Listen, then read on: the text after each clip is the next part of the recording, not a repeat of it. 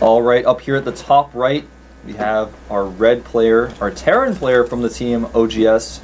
He is OGS Ensnare. That didn't quite work out like I wanted it to. Down here at the bottom left, his Zerg opponent, Cezanne. Very old school Starcraft pro gamer, one who played quite well in the beta, did well in the earlier seasons of GSL, hasn't really proven himself very much recently. You know, we can say the same about Ensnare. Both of these players are kind of on their last legs. For example, if Ensnare falls out of the GSL, will he make it back into the GSL? Will he requalify? Probably not. You know, that can be said for both of these players. Ensnare has never been one of those guys who's had the attitude of, well, you know, I feel like I've gotten really bad recently, or I want to improve my game. The opposite can be said of Cezanne. Cezanne has kind of always been trying to do his best, although he's admitted, you know, I haven't had the best results recently, but I'm trying to improve. Ensnare, you know, as far as I know, I've never read in interviews or anything he's said about that. I don't want to say this guy doesn't care, but I do want to say that, you know, he's been consistently getting worse and worse, and this is one of his worst matchups, I feel. Against Zerg, he just does not fare as well as he does against, you know, for example, TVT, and that's one of the reasons why I feel he stayed in Code S so long, was because he did so well at TVT. Now, as I'm known for in the Team Liquid and other StarCraft communities for bashing players, I don't want to bash these two guys very hard, but I do want to say this match is really important for both of them. It's not only for the results, not only because they're going to get out of Code A, but it's also for pride. You know, if these guys end up losing here, they fall out of Code A, what are they going to do? Are they really going to want to continue to practice Code A's? Qualifiers are so hard, they're ridiculously hard even, and, you know, sometimes when you see players like this fall out, they never come back. MC, of course, fell out. He came back from MLG. We saw players like Maru Prime from one of the first seasons of GSL, the open season. Maru Prime, the little 12, 13-year-old guy who knocked Slayer's Sella out of the GSL back in that open season. Yeah, he made it back in. But these guys can do it. But, you know, a lot of these guys, I believe Cezanne is actually going to join the military soon, so he's going to have to consider, do I want to continue being a pro gamer, do I want to just jump into the military and get that over with right now or not? There's a lot of players like that kind of floating around right now. As many of you know, July Zerg is going to be joining the military soon as well. It's a requirement in Korea to take part in military service, so it's something all these pro gamers kind of have to go through. You guys probably remember, at least Brugor fans, Boxer doing that as well during his career. And Nalra as well, I believe, just recently finished his military service. It's just something that every pro gamer has to go through. It's the law in Korea. But anyway, enough about that. Zergling speed is on the way here for Ensnare, and back at home for Cezanne, and back at home for Ensnare. He's getting that reactor up. He's got a factory on the way. He's going to be doing a reactor Hellion expand, the most common TVZ build. In fact, if you don't see this build on this map, you see probably a command center first. You very rarely see a 1 barracks expand. It's kind of either or on this map for this matchup. Now, Cezanne has made 4 Zerglings. He's going to send them out. Now, Cezanne actually has not been able to scout where his opponent is at this point, although he does see with an Overlord at the right side of the map, okay, my opponent's not here. He's checking at the top over here with this Overlord. He hasn't seen anything just yet, which makes him feel pretty comfortable his opponent's not there and is most likely over here, sending those slow Zerglings out to take the watchtowers. Going to be able to see any scouting SCVs that come out. He's going to actually take the long way around with this Zergling to maybe try to sneak in and get some scouting information. Ensnare does have these first 2 Hellions out. He's going to immediately send them to his opponent's base. On his way back, he may clean up the watchtowers. In fact, he's actually going to go clean up these watchtowers right now, taking that map control away from Cezanne, taking that vision away, and ooh, back in Ensnare's main base, actually adding 3 more barracks, going up to 4 barracks as he gets this command center up. Now, in Cezanne's main base, he's only mining with 1 drone in that extractor, not going to be putting Baneling Aggression on like we saw him do last game.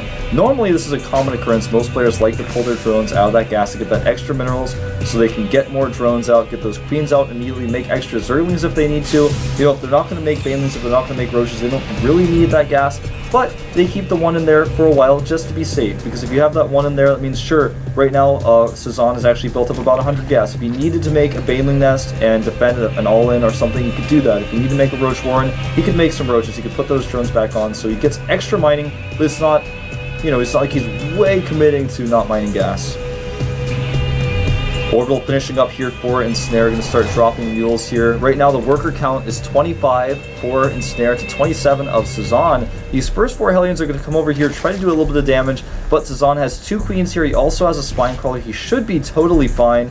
In fact, it looks like Ensnare is just going to use these to check for this base. Probably going to go take the watchtower again. Notice that Cezanne has not stopped sending Zerlings around the map, trying to retake those watchtowers, trying to find out exactly where these Hellions are. He still has this watchtower, for example. Even if he loses one of the Zerlings in the middle of the map, he sends another one right away to replace it, just to make sure he knows exactly where these Hellions are. Right now, these Zerlings are destroying these rocks. They're going to know, okay, the Hellions are over here, he can destroy these rocks, but when the Hellions run away from that creep, he has to pull these Zerlings back, does not want them to get caught.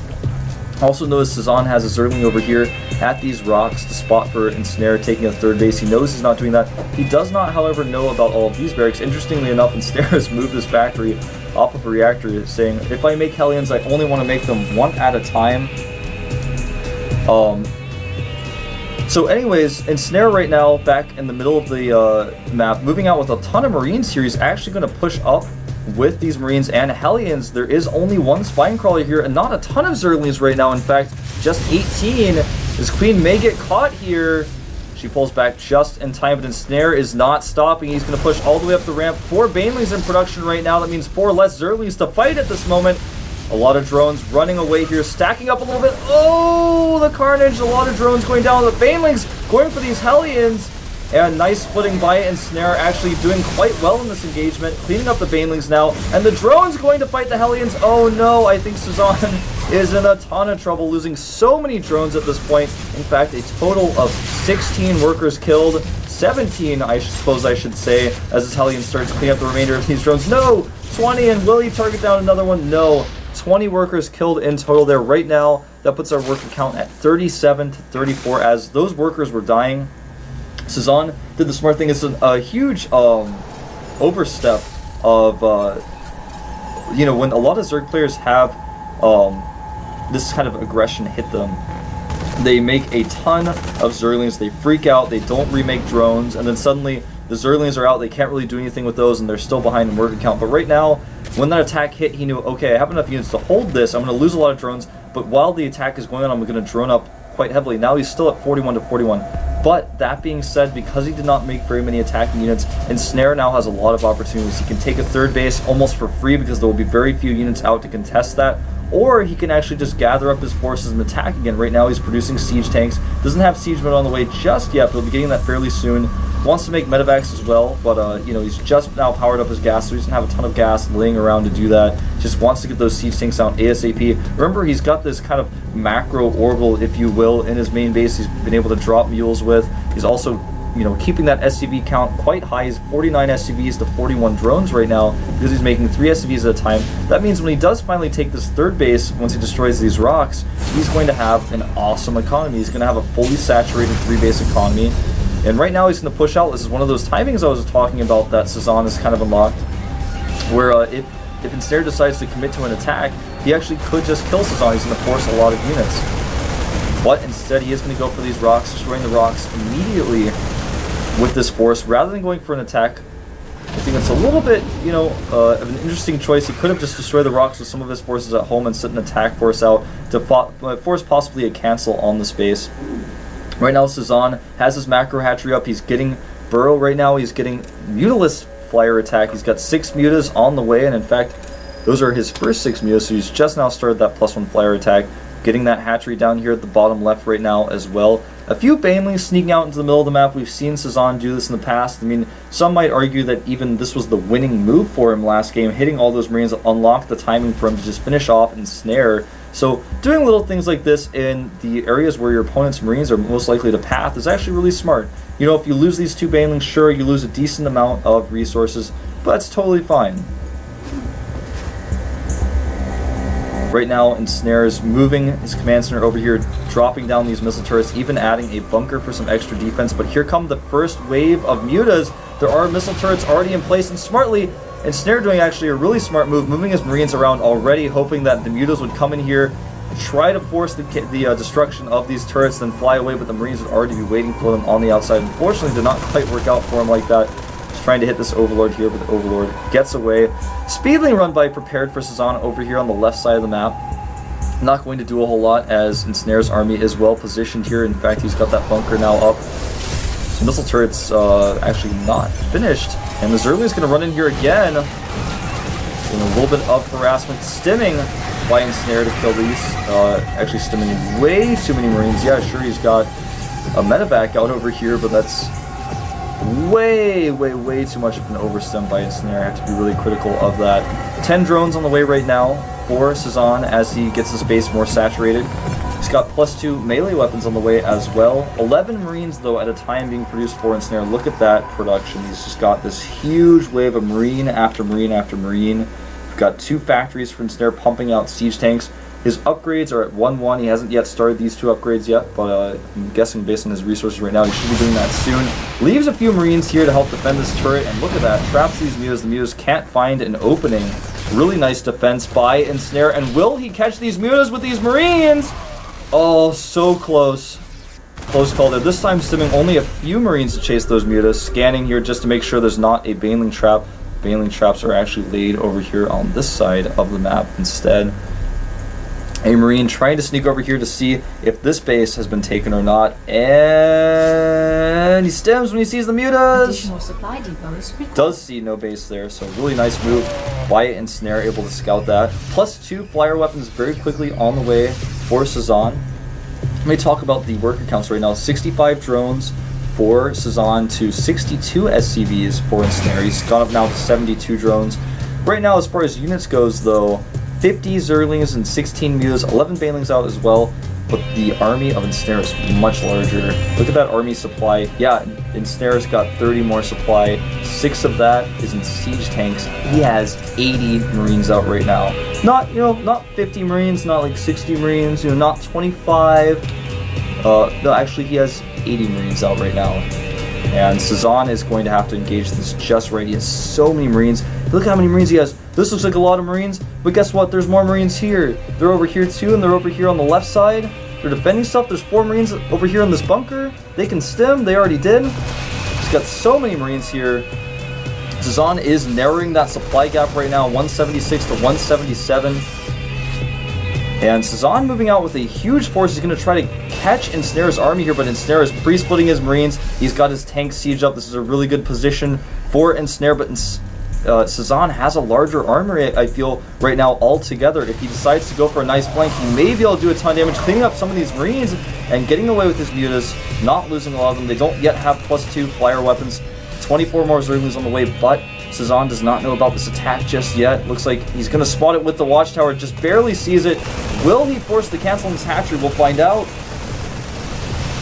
It's going to be close. Does not cancel the hatchery, in fact loses it, but all the Marines were cleaned up. Cezanne pulling ahead by 11 supply at this point. +2 flyer weapons finishing here, +1 Carapace finishing as well, but 2-2 for these Marines is almost finished. The Mobius reactor finishing up for Ensnare. We may see more of that ghost play that was really early last time for Ensnare. Last time we didn't really get to see it because he just died, but in this case we may be able to see some of that early ghost play. Now, Ensnare is wanting to take this 4th base. Is a terrible time, though, because these Mutas may catch it. Speaking of catching things, Mutas themselves getting a little bit caught here. And this is a huge army for Cezanne, but he's going to kind of get it caught in this area where there'll be no retreat. Oh, losing a lot of Banelings to that siege tank fire. And not really being very decisive with how he engaged. Looks like he's going to go for these SCVs here. The SCVs trying to retreat. A majority of them do go down, but some of them escaping ever so slightly over here, and Ensnare actually not able to engage this just right away, losing that command center. And in fact now Cezanne, despite being a little bit trapped, is going to escape. Ensnare scanning all over the map right now, trying to find his opponent's army, trying to make sure there's no Baneling traps. And look at this base is going to get caught. No escape for this base with that +2 Mutalist attack. He's going to take it out so fast. Even if these Marines come over here, he should be able to target this command center down. Will he do it? Going for it now, getting very low. There's no SCVs to repair this. Gets it, and there are 2 burrowed Banelings here. He may bait these Marines into them. Meanwhile, Cezanne actually going over here to sending a huge army to deal with this one little Marine that's trying to deny a 5th base. Meanwhile, he's also retaken this base over here on the left side of the map. So Ensnare actually looking like he's in a little bit of trouble after losing 2 command centers at this point. Yeah, sure, he still has a decent army. He's got Cloak on the way. He's got 3 upgrades for his Marines on the way.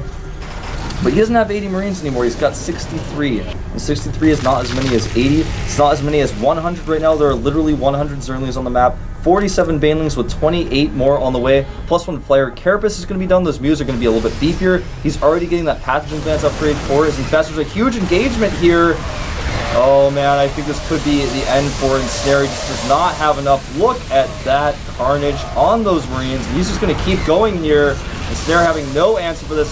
So many Banelings rolling through here. Depot's up, down. It doesn't matter for Cezanne. He doesn't care. GGO. That is it. Cezanne. 2 O's and Snare here.